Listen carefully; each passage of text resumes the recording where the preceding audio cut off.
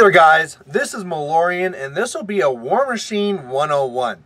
Now, I have lots of people actually that I'm watching on YouTube, and one of them is Party Foul. I love those guys, they do great videos, and their most recent one is going to be a series here on the scenario game. And the scenario game is something that I live for. That's one of my favorite parts about Warmachine. There's a lot of people that don't like it. In fact, there's a lot of people that don't play the scenarios, which I find baffling. But they do it. So I thought, you know, how about I come on here and I give my 2 cents. If you want to go and hear all the exact details and the way that all the rules work, go to Party Foul. That's their thing. That's what they do best. I'm going to kind of give it from my perspective as a player who really plays very often with an eye on scenario. Always on scenario to see how I can win this. Now, first of all, why do I feel that scenario is important? Well, coming from fantasy, I know that I really always wanted something like this. In fantasy, I'd be up against this Nurgle Demon Prince or these big, huge Death Star units with all these characters and stuff, and you just lose because you can't beat these things. You can throw whatever you want at it and do whatever you want. It's designed with all the points in it. You can't beat it. And there's no other win scenario. There is either try and beat them in 6 turns or lose. And I just could not get around that. So when I came to Warmachine and I realized, whoa, you can have something that's super crazy and I don't need to kill it to win. That was fantastic. The whole idea where you could be having this mega super unit of super defense and tough and all this stuff, I don't care. Jam them up. I don't need to kill a single model, and then I run over here and score on this zone here instead. You know, it's a beautiful system. Now, with this, I want to talk about some of the things that people get caught with and some of the ways you can always make sure to be reminding yourself to go for that scenario. And I think it really starts at looking at what the scenario is. So when you get to a table and you see what the scenario is, kind of take a look at like, okay, is it one where there's multiple places to score? If there's multiple places to score, then an army with lots of different units will have a better chance at this one. And again, you know, if you want to know the rules for units controlling and stuff like that, they'll all cover that stuff at Party Foul. But really, the biggest thing here is that normally solos are very awesome for a scenario. Because with units, you need to have it still half alive and all in the zone or within 4 inches of a flag. And it can get really cumbersome. Jacks could do it, but there are a lot of points. So this is where solos can be beautiful for trying to take these things on. So either way, the first thing you look at is that scenario. And if there's lots of different zones and ways you can score, go, wow, my list that has more solos in it and more units might be better off for this one because there's lots of different chances to score. Another thing you want to be looking at is how spaced out is the scenario. If we're talking things like incursion or something like that where they're spread out very wide apart, well, you know that's a very good one for being up against a brick. A brick does not want to spread out and try and cover all these things. So again, if you want to be dealing with this scenario that has a spread out area, take a list that is going to be able to spread out. Don't take that one that has to all block up and everything has to synergize really in this tight ball because you can't get to all the different areas. So look for that there. Another part of scenario could be like, well, how easy is it to nullify the scenario? Now, the idea of nullifying the scenario is that really, even though you can kind of stop one big thing from dominating the scenario, if things are really like the one zone in the center or something like this, if people go, like let's say destruction, if people go and get something in there, it gets really hard to win by scenario. And so if you have that, go like, wow, the scenario game might not be a very big part of this for this one here. Or maybe say like, oh no, this is not an easy one to stop. I'll have to really look at the scenario. So that's the first thing there is look at the actual scenario, how it's divided up.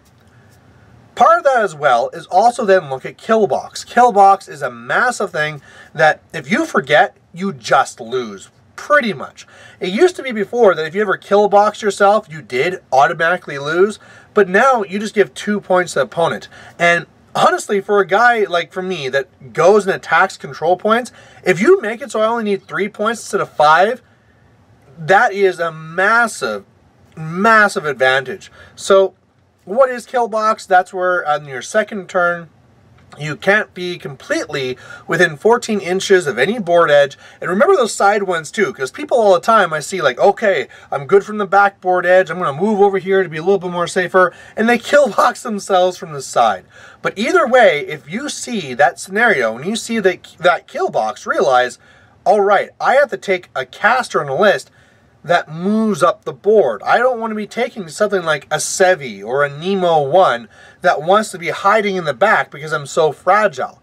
As well, look at the opponent. I mean, this thing here too could be a thing where if they're playing Lilith 2 or Kane 2, realize like, ooh, this might not be so much of a scenario game just because I'm going to be fighting for my freaking life because I'm being forced to get closer to these assassination characters. So again, you're looking at that and saying like, oh, scenario is probably not going to be the biggest thing here.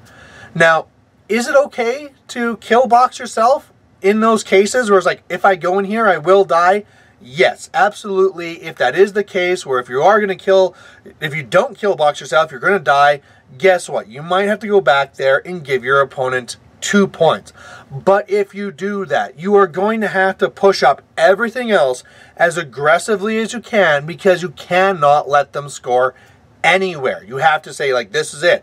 I'm giving you 2 points and I'll give you 0 points for the rest of the game because I'm throwing everything into your face. And I think that's really the next thing to really talk about here is the idea about how sometimes you have to be aggressive. You really see this sometimes where you're facing up against very fast units. Let's say Styxis Raiders from Crix. They come at you really quick and you're like, man, everybody back up, they're coming at us.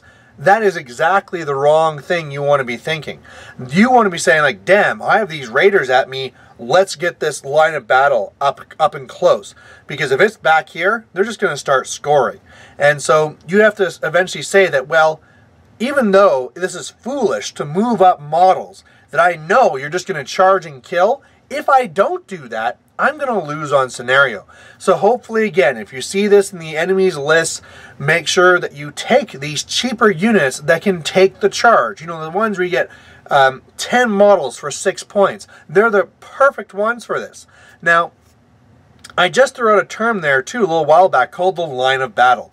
Now, if you jump into a game, turn 3, turn 4, where things are well under the way, you could really look down at the board from a bird's eye view and kind of like mark a line of where that line of battle is. Like maybe over here, it's a little bit farther up, over on the other side, a little bit farther down, but you could basically go and see where that line of battle is. Now, where this really comes into play with the whole scenario game is that any zones or flags or anything like that you can score on that is completely within their own side of the line of battle, that is a massive danger. So again, if you have those raiders that run up and you don't engage them and all of a sudden they're engaging you at your deployment line, pretty much game is over because that line of battle is so far back that they have no problem get to any of these scenarios. It's just no problem. Score, score, score. Do whatever you want. It's over. And so with this, if you're a person that's really wanting to attack the scenario and win by scenario, you want those fast models. You need to cross the board as fast as possible. You want things with high speed and with advanced deploy. And then if you have any defensive tech as well, whether it's high defense, tough, stealth, anything like this, that is what you want so you can get as far across the board as fast as you can. My favorite example of this is press gangers. Press gangers have advanced deploy, they're cheap, they're only 6 points for 10, they're speed 6, and they have tough. I can take 2 units of these guys and push that line of battle super far up. And, you know, you can always be playing this double ways where you also have combat troops coming from behind, whatever you want, but those are the type of units, like the Raiders, like the Press Gangers, which are fast and AD and all the rest of it, to really get up there and just bog them down and set that line of battle. The next thing you might want to be looking for then as well is control pieces. Now control pieces, because I mean, I can set that line of battle, but what if something sneaks through? What if they focus on this area and lock down a scenario because a heavy gets in there?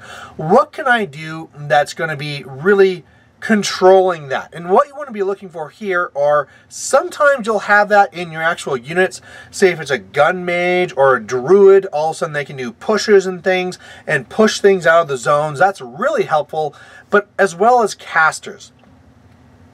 Casters like Denny 2, they're saying you can't move, or Haley that's saying like, oh, you can't run or charge, or you have to forfeit your movement or action, or Gordon or Kruger 2, which are going to push you back and reduce your speed. You know, these guys here play a massive control game, and if you're up against one of them, you almost have to play a turn ahead, because you have to realize that at any time against a caster like Denny 2, she can just pop feet and you cannot move.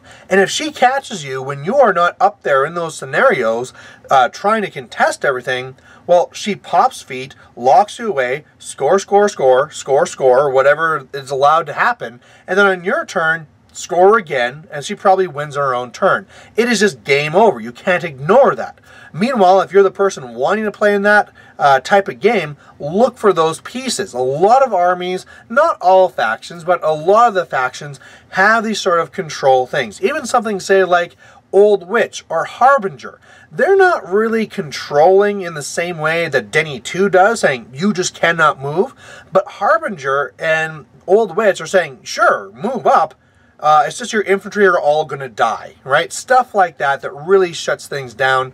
You could also go with stuff like Gorman to be blinding, or you could be going with things like Rune Shapers or Kalissa to be doing your force locks. So all of a sudden, if they get engaged, they can't go any farther. These sort of control elements are massive. Now, one of the things you're going to have to start doing is the last part of the scenario game, because once you start doing these things, you're going to find that you're going to win some of these games very easily. If you start focusing on that scenario, realizing what's a major factor, designing your army to take advantage of the scenario, taking a caster that's going to really push that in your favor, well, all of a sudden you get one of these classic lists like Denny 2, and you have to realize that your opponents are going to be counter-teching for it. They're going to have something in their list that is like, okay, this is what I drop against a scenario-style list. And something like this could be an anti or a same sort of control caster. So, okay, sure, you can do your thing, Denny 2, but I'm also going to do my thing, like with Gorton, and I'll push you off so that you're not actually on those flags or whatever have you. Another thing, too, is he might try and go really hard on assassination, saying, okay, go ahead, try and control and get these control points, I'm going to shoot you dead. And that can be a big part of scenario lists, is because if you need to dominate, that caster has to be further up. So really look out for that. That's a big counter that people like doing against scenario lists, is to take their assassination caster and just hope to catch you while you're trying to get overly aggressive. So that's a very big one there too.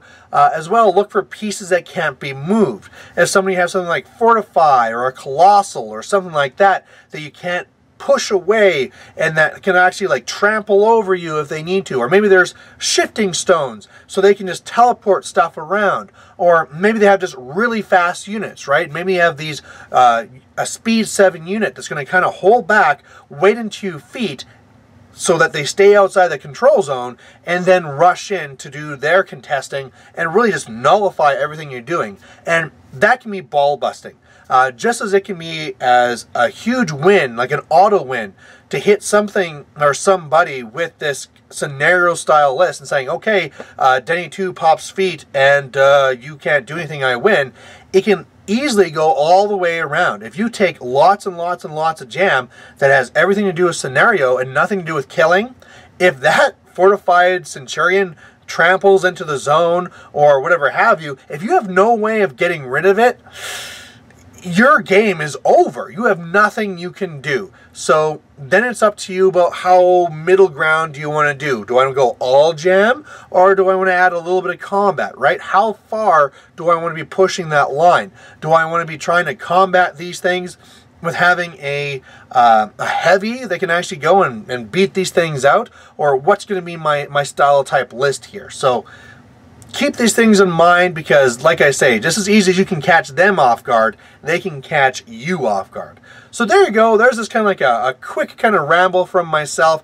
I really do love the scenario game. And if you're someone who finds that you're losing a lot by scenario, you just got to take a moment and start reassessing what your game plan is in terms of trying to set that line of battle and to not lose on scenario. So either way, like I said, go check out those Party Foul guys. They'll be having more videos come out, I'm sure. And either way, we'll catch you later. Bye.